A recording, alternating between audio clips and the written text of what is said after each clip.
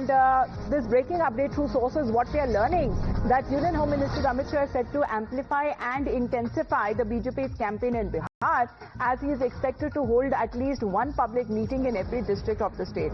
In total, the Home Minister is expected to address more than 36 public meetings in the run-up to the elections. Well, this is now coming across as far as when it comes to the BJP contesting on equal number of seats on par with the JDU as far as when it comes to this alliance of the NDA is concerned, addressing the issues that have also been raised by their political allies and political parties within the alliance itself, that multiple of the political parties have already started to roll out the names of the candidates to which in the first phase of elections that they would be conducting, they would be contesting the elections. Let's get in a word from Saket now.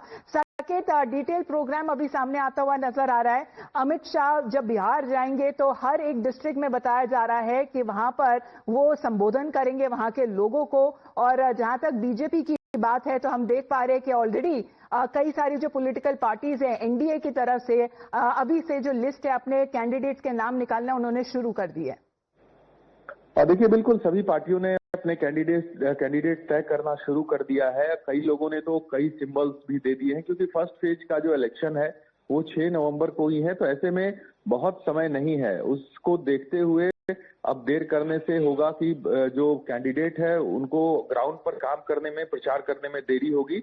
इस वजह से ये symbols जो है वो दिया जा रहा है, जबकि सीटों का ऐलान तक नहीं हुआ। जैसे महागठबंधन में हम देखें तो अभी तक कितनी सीटों पर कौन पार्टी चुनाव लड़ेगी ये तय नहीं है, लेकिन अभी से सिंबल जो है वो सभी पार्टियों की तरफ से अपने अपने कैंडिडेट को दिए जा रहा है। तो ये एक सवाल जरूर उठ रहा है कि आखिर जो महागठबंधन है उसके अंदर सीट शेयरिंग पर मामला क्यों नहीं बन रहा है। इसी तरह एनडीए के अंदर भी मामला है, लेकिन कुछ भी हो अब चुनाव बहुत नजदीक है, तो ऐसे में चुनाव प्रचार की तैयारी में अब तमाम पार्टियां जुटी हुई है। जिस तरह से केंद्रीय गृह मंत्री अमित शाह का भी कार्यक्रम बिहार में लगा है, हर जिले में वो जाएंगे, वहां पर लोगों से बात करेंगे, प्रचार करेंगे।